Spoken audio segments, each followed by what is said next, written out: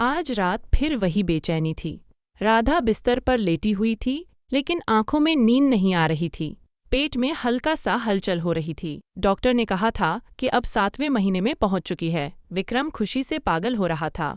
हर शाम वह घर आता और राधा के पेट पर हाथ रखकर बातें करता। राधा, हमारा बेटा होगा या बेटी, जो भी हो, मैं दोनों को खुश रखूंगा। लेकिन राधा के दिल में एक काला साया घूम रहा था।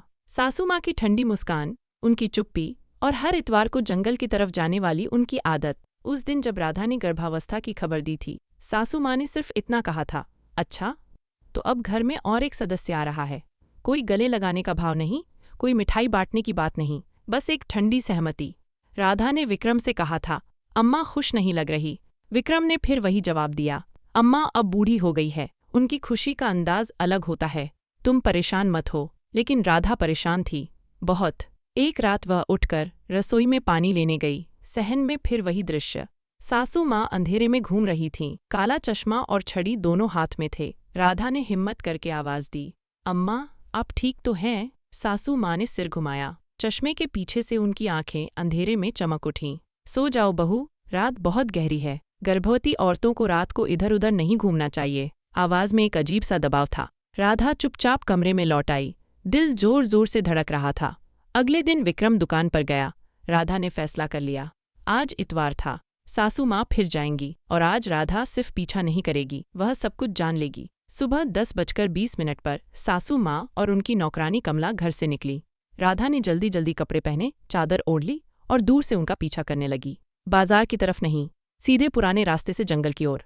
पेड़ घने होते जा रहे थे। राधा का पेट भारी पड़ रहा था, लेकिन वह रुकी नहीं। आखिरकार सासू माँ एक पुराने पीपल के पेड़ के नीचे रुक गईं। कमला ने एक काला कपड़ा बिछाया। सासू माँ ने चश्मा और छड़ी एक तरफ रख दी। उनकी आंखें पूरी तरह खुली हुई थीं, साफ, चमकदार, देखने वाली आंखें। राधा ने सांस रोक ली। सासू माँ ने एक छोटी सी पिटारी खोली। उसमें से लाल रंग की मिट्टी, कुछ सूखे पत्ते और एक काली मोमबत्ती निकाली। उन्होंने आंखें बंद की और कुछ मंत्र बोलने लगी। आवाज धीमी थी, लेकिन हवा में साफ सुनाई दे रही थी। जो इस घर में आए, जो मेरी जगह ले, जो मेरे बेटे का दिल चुराए, उसका भाग्य काला हो, उसका गर्भ सूख जाए, उसका बच्चा। राधा का खून ठंडा पड़ गया। वह पेड़ के पीछे छिप गई। हाथ कांप रहे थे। सासू माँ मंत्र पढ़ते हुए एक छोटी सी गुड़िया निकाल रही थीं। गुड़िया के पेट पर लाल धागा बंधा था। उन्होंने सुई से गुड़िया को चुभोया और कहा, जैसे यह गुड़िया मुरझाए वैसे ही वह मुरझाए। राधा और बर्दाश्त नहीं कर सकी। वह पीछे हटते हटते कांपते कदमों से भागने लगी।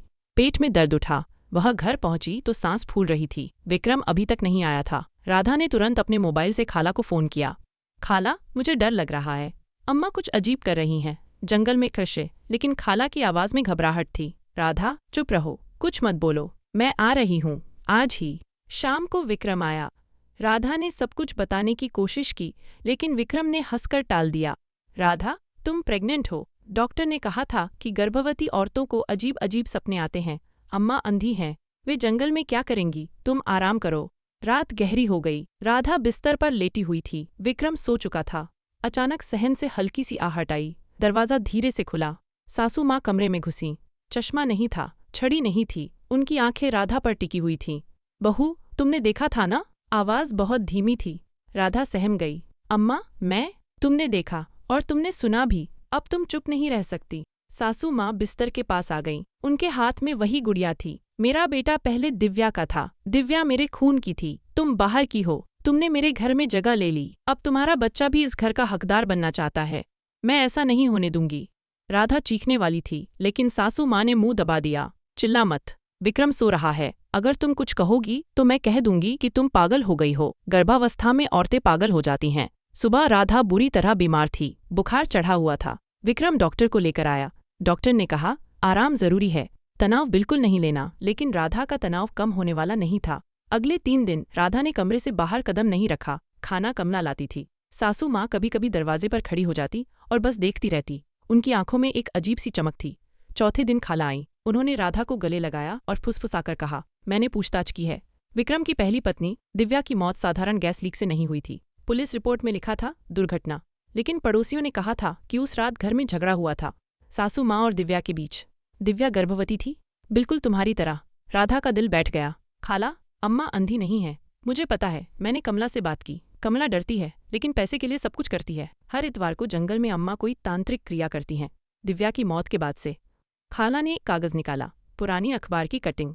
गैस सिलेंडर विस्फोट में युवती की मौत, सास की आंखें चली गईं, लेकिन नीचे छोटे अक्षरों में लिखा था कि पड़ोसियों ने पुलिस से कहा था कि विस्फोट से पहले घर से चीखें आ रही थीं। राधा ने विक्रम को सब बताने का फैसला किया। शाम को जब विक्रम आया तो राधा ने खाला के साथ बैठकर पूरी बात कही। विक्रम पहले तो गुस्से में था, तुम दोनों अम्मा पर झूठा इल्जाम लगा रही हो। लेकिन जब राधा ने गुड़िया और मंत्र की बात कही, जब खाला ने अखबार की कटिंग दिखाई, तो विक्रम का चेहरा उतर गया। रात को विक्रम ने अम्मा से पूछा। अम्मा ने पहले इनकार किया, फिर गुस्से में चिल्लाईं, हाँ मैंने किया। दिव्या मेरे बेटे को मुझसे दूर कर रही थी। वह कहती थी कि मैं घर में नहीं रहूंगी। वह गर्भवती थी और कहती थी कि अब घर उसी का होगा। मैंने उसे सबक सिखाया।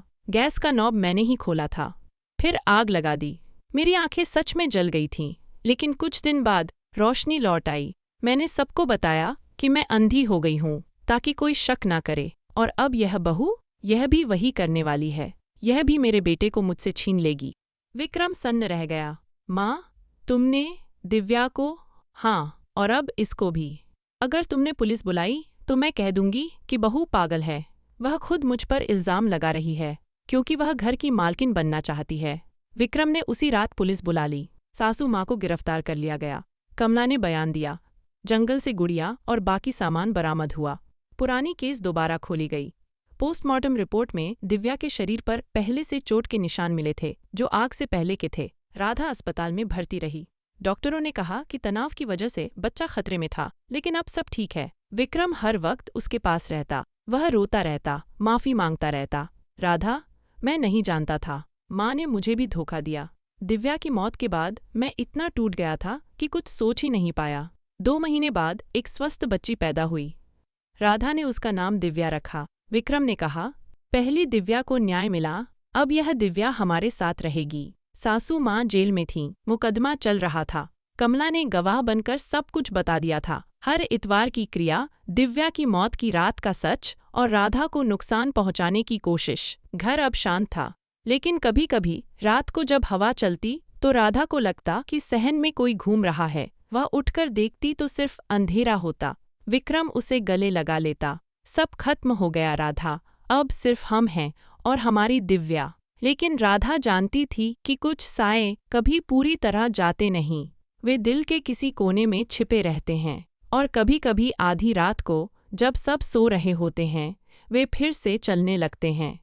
1 साल बाद मुकदमे में सासू माँ को उम्र कैद की सजा हुई। कोर्ट ने कहा कि उन्होंने न सिर्फ एक निर्दोष युवती की हत्या की, बल्कि सालों तक अंधे होने का नाटक करके पूरे परिवार को धोखा दिया। विक्रम ने माँ से मिलने, जेल जाने से मना कर दिया। जो माँ अपने बेटे की पत्नी को मार दे, वह माँ नहीं, राक्षसी है। राधा अब घर संभालती, दुकान का हिसाब किताब भी सीख लिया था। छोटी दिव्या बड़ी हो रही थी।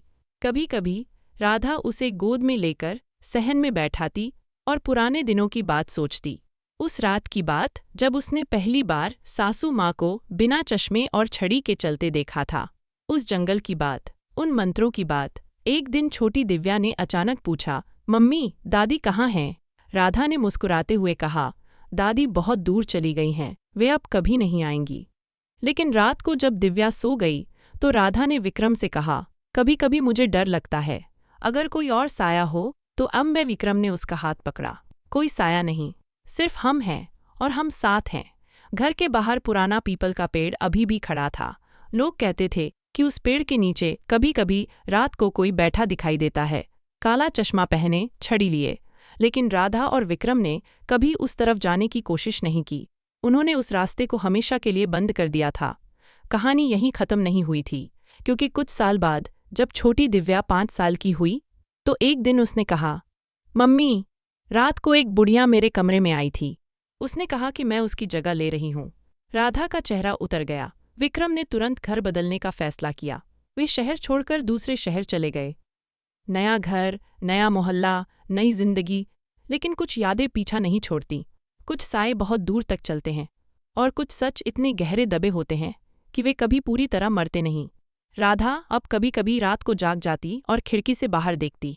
अंधेरे में कुछ नहीं होता, बस हवा चलती है, पेड़ों की पत्तियां सरसराती हैं और दूर कहीं कोई आहट सी सुनाई देती है, जैसे कोई छड़ी लेकर चल रहा हो। वह दिल पर हाथ रखती और अपने आप से कहती, सब खत्म हो गया, अब कोई नहीं आएगा।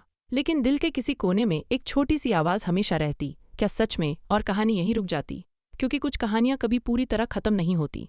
वे बस एक पीढ़ी से दूसरी पीढ़ी में चली जाती हैं, कभी सासू माँ के रूप में, कभी किसी और रूप में, और हर बार एक नई बहू होती है जो आधी रात को उठती है और सहन में किसी को घूमते हुए देखती है।